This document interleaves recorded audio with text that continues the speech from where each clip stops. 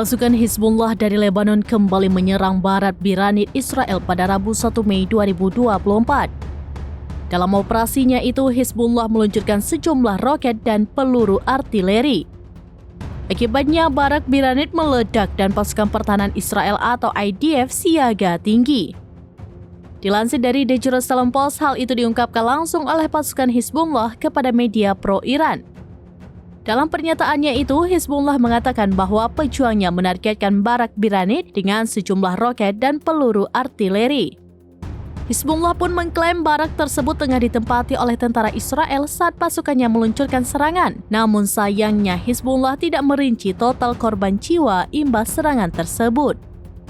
Diketahui serangan ke barak Biranit ini bukan pertama kalinya dilakukan Hizbullah. Sebelum serangan pada 1 Mei kemarin, Hizbullah juga telah menargetkan barak Biranit pada 17 April lalu.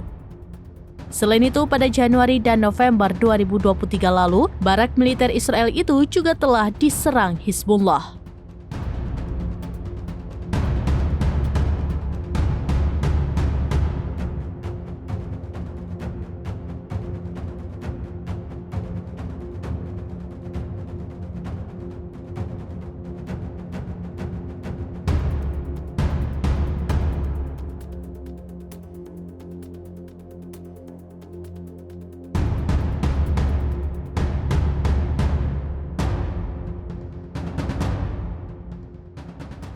Download Tribun X sekarang, menghadirkan lokal menjadi Indonesia.